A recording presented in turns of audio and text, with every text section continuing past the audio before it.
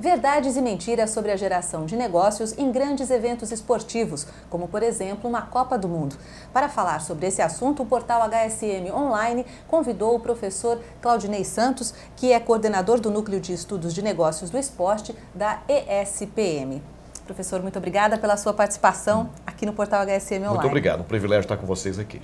E a primeira pergunta é a seguinte: o negócio do esporte ainda é uma das principais fontes de geração de receita em todo o mundo? Nos países desenvolvidos, ele é uma das maiores indústrias, rivalizando com indústrias como automobilística, petróleo, etc. No Brasil também. No Brasil temos menor volume desse negócio, porque somos muito ainda amadores em lidar com esporte. Mas seguramente é um dos negócios importantes que fatura 500 bilhões de dólares ao ano. O futebol, para ter uma ideia, vai para 250 bilhões. Então isso acaba sendo uma coisa bem de grande magnitude. No Brasil, estimativas da CBF falam em qualquer coisa 3,2 bilhões por ano o negócio de esporte. Isso não é só o campeonato, o atleta, é todo o entorno que está envolvido direta ou indiretamente com o negócio de esporte. Fornecimento de materiais, turismo, lazer, segurança, alimentação e assim por diante. E o que as marcas podem explorar em grandes eventos esportivos? Grandes eventos esportivos que não sejam a Copa do Mundo é mais fácil. Você pode associar sua marca a um atleta, a um campeonato, a um evento esportivo. Isso é muito bom. Por quê? O custo de você patrocinar esses eventos ou patrocinar um atleta ainda é muito mais baixo do que você anunciar na televisão, na mídia eletrônica, por exemplo. E você fala diretamente com o público-alvo que mais diretamente está relacionado à sua marca.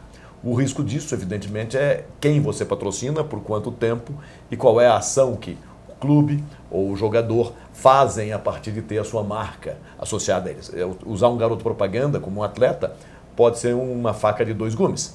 De um lado é muito importante, a sua marca se divulga, mas 24 horas por dia, qualquer ação ou qualquer comportamento desse atleta ou desse ídolo também está associado à sua marca. E alguns exemplos notáveis são o Tiger Woods, o Ronaldo e temos uma série grande de outros exemplos em que isso pode ocorrer. O senhor disse que as marcas podem explorar os eventos esportivos desde que não seja uma Copa do Mundo? Cuidado, a Copa do Mundo há muitas restrições. A Copa do Mundo é um evento totalmente particular da FIFA, que tem regras muito claras. Ela define quem são os patrocinadores oficiais dela e esses podem patrocinar. Você não pode patrocinar, não pode nem sequer usar a marca. Não pode falar Copa do Mundo, isso é tudo restrito. Ela tem um chamado caderno de encargos que define para o país que vai ceder a Copa o que pode ou não fazer. Alguns direitos, inclusive, de exploração de um aeroporto para mídia, como painéis, ficam suspensos durante a época da Copa. Só quem pode explorá-los é a própria FIFA. Então, é muito complicado uma empresa pequena ou uma empresa nacional que não seja patrocinadora oficial da FIFA poder usar o evento como forma de comunicação. O que eu posso fazer é explorar um pouco o sentimento de brasilidade com relação à seleção brasileira que participa da Copa. Mas isso também precisa ser pensado em termos de restrições que a CBF tem do uso da marca da seleção brasileira. Então, evidentemente, uma série de pessoas ficam mais motivadas a consumir itens, televisores, academia de ginástica, equipamentos esportivos, porque há uma Copa do Mundo e isso mobiliza. Então, uma série de negócios também cresce em função desse sentimento de Copa do Mundo. E o Brasil para, como você deve ter visto na terça-feira, parou São Paulo inteira e o Brasil todo para ver o Jogo do Brasil. Uma série de negócios acabam se alavancando. Locais de entretenimento, bares, restaurantes se fecham para receber as pessoas que querem ver a Copa. Então isso gera um volume grande também de novos negócios. O comércio também, de uma certa forma, se beneficia. Está falando em Copa que não seja no Brasil. Quando a Copa é no Brasil, aí você tem outras vantagens que a gente poderia comentar, se você quiser. Sim, por favor. Então vamos lá. O que ocorre? Estima-se que para a Copa 2014 vamos receber na faixa de 500 mil novos turistas. Isso é cerca de 10% do volume de turistas que nós temos anualmente no Brasil. Estima-se que esses turistas gastem qualquer coisa em torno de 120 dólares por dia. Imaginando que a média que eles fiquem no Brasil seja de 10 dias, veja o volume que isto pode gerar de receita. Mas também não é tão fantástico que justifique você investir, por exemplo, como será necessário, construir 12 novos estados a um custo da faixa de 600 milhões cada um deles.